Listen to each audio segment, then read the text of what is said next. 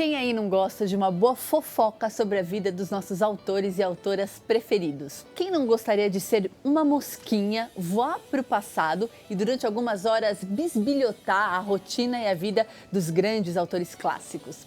No vídeo de hoje eu vou te contar algumas curiosidades, algumas bem bizarras, de 7 autores publicados pela Antofágica. Quase todas as informações eu tirei desse livro aqui, A Vida Secreta dos Grandes Autores, do Robert Schnackenberg, acho que é assim que se pronuncia o nome dele. Quem me emprestou foi a Lucy Fraqueta, a chefona do marketing da Antofágica, e eu adorei porque eu dei umas boas risadas com esse livro. Eu vou te contar umas fofocas suculentas, mas antes você já sabe, né? Se inscreve no canal, ativa o sininho de notificação que avisa quando tem vídeo novo e dá aquele joinha. Essas ações são importantes para o canal crescer.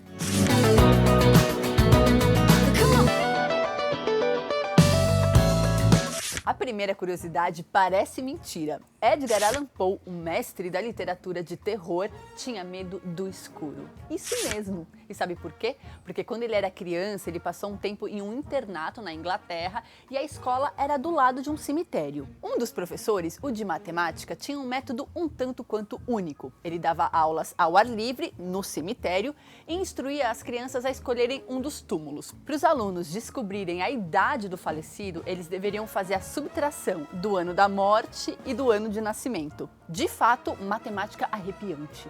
Além disso, veja só, as aulas de ginástica também eram dadas nesse revigorante espaço ao ar livre.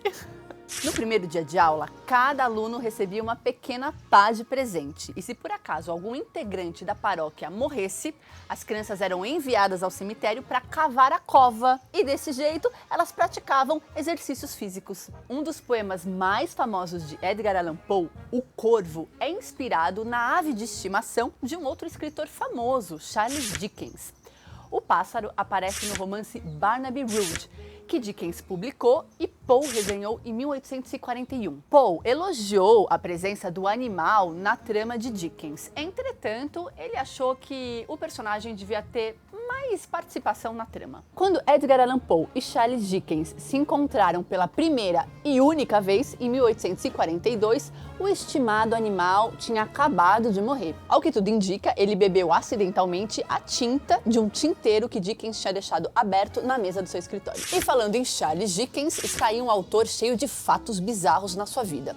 Para começar, em 1836, ele se casa com Catherine Hogarth, a filha de um famoso editor de jornal. Só que Dickens tinha um relacionamento estranhamente íntimo com as duas irmãs mais novas da sua esposa, em especial Mary Hogarth. Quando Mary faleceu, Dickens reagiu como se sua própria esposa tivesse ido embora. Cortou uma mecha do cabelo de Mary e guardou em um estojo especial. Além disso, tirou o anel do dedo da garota e usou até o final da sua vida. Não bastando isso, ele também pegou todas as roupas de Mary, guardou e disse que queria ser enterrado no mesmo túmulo que a cunhada. Ninguém sabe ao certo se ocorreu alguma coisa entre eles, mas eu fico imaginando a reação de Catherine a isso tudo. Não só de Catherine, como também dos 10 filhos que eles tiveram junto. Você escutou certo, 10 filhos. As esquisitices de Charles Dickens não param por aí.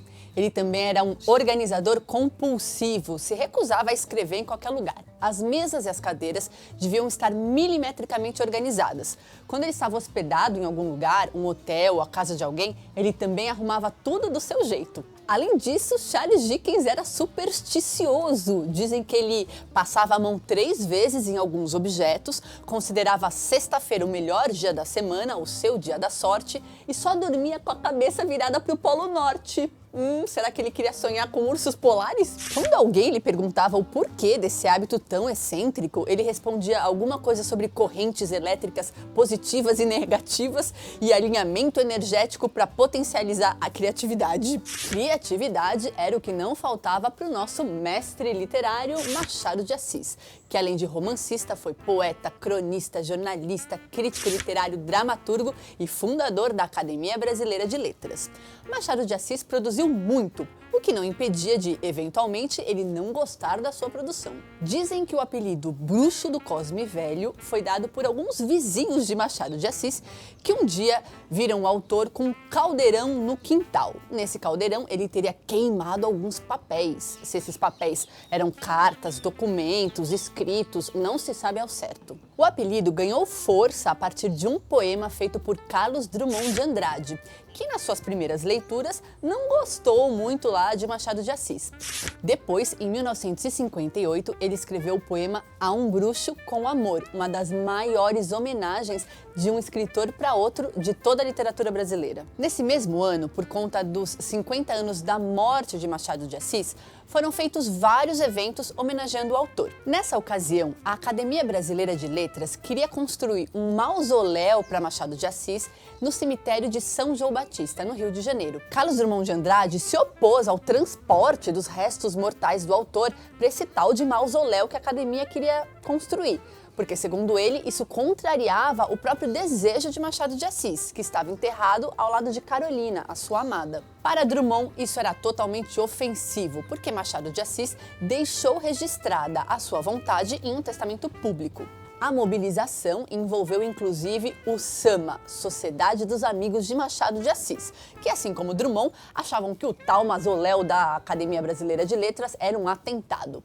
O burburinho todo deu certo, pelo menos parcialmente, porque os restos mortais foram transportados somente em 1999. Eu já contei para vocês que Morro dos Ventos Uivantes é um dos meus clássicos preferidos e é claro que eu adoro saber mais da vida da autora, Emily Brontë. Segundo esse livro aqui, ela era a mais sonhadora das três irmãs, passava horas olhando através da janela a paisagem da charneca, provavelmente imersa nos personagens e histórias que se passavam na sua própria cabeça. Junto com suas irmãs e seu irmão, desde pequena, Emily gostava de criar essas histórias. E foi justamente quando seu irmão, Branwell, faleceu em 1848, que Emily fez uma das coisas mais bizarras da sua vida. Ela achou que seria uma boa ideia prestar uma homenagem ao seu irmão indo descalça ao funeral. Isso no meio de uma tempestade tenebrosa. Provavelmente ter ido descalça ao funeral de Branwell contribuiu para Emily pegar tuberculose. Quando ela estava doente, ela recusou tratamento médico, cuidados e até mesmo afeto e faleceu muito magra. O agente funerário chegou a dizer que nunca tinha visto um caixão tão estreito. Nossa, esse vídeo tá bem propício para a época do Halloween, né? Porque o que tá aparecendo de cemitério, corvo, restos mortais, juro que não foi intencional, gente. A próxima curiosidade não tem nada a ver com isso. Lima Barreto trabalhou durante muitos anos como funcionário público e, sem exageros, não gostava nem um pouco disso. Ele trabalhava na Secretaria de Guerra do Rio de Janeiro como amanuense. O quê? Amanuense é quem copia os documentos à mão, ou seja, ele passava horas copiando cartas e documentos, manuscritos em geral. E Lima Barreto não fazia questão nenhuma de esconder o quanto ele não gostava daquilo, porque dizia frequentemente que a sua caligrafia era feia, do tipo, eu não gosto de fazer isso e não vou melhorar mesmo. Mas olha só, investigando esses documentos, os pesquisadores, no verso deles, encontraram vários textos literários do autor. Ou seja, ele usava esse trabalho como funcionário público para arranjar tempo para escrever.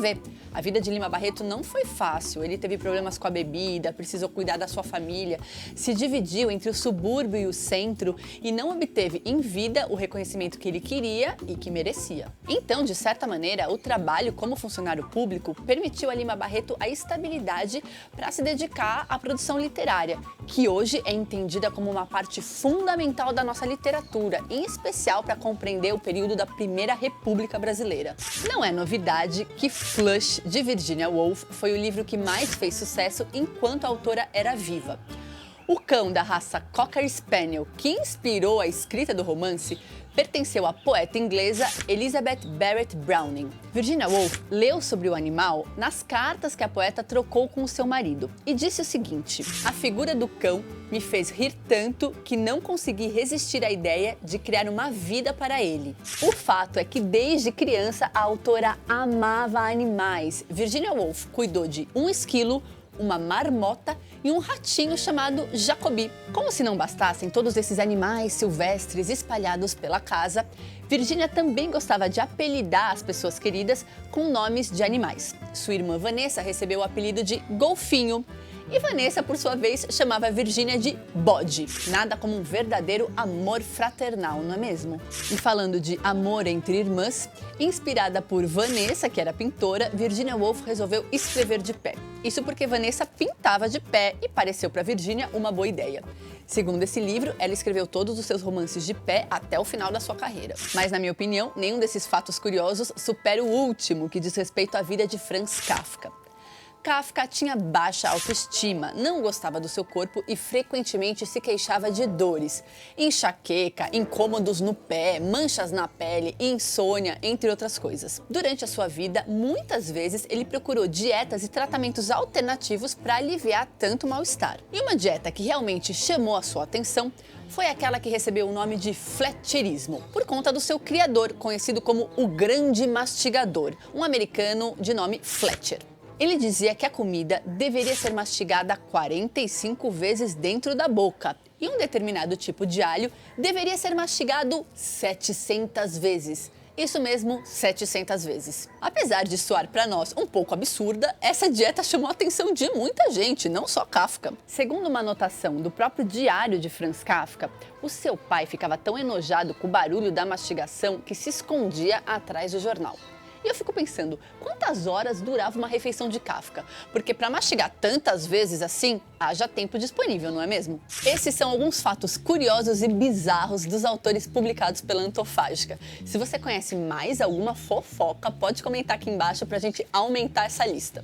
Também quero te convidar para seguir o Instagram da Antofágica e o meu pessoal Live Piccolo, onde eu sempre compartilho minhas leituras e estudos. A gente se vê na próxima quinta-feira com mais um vídeo. Tchau!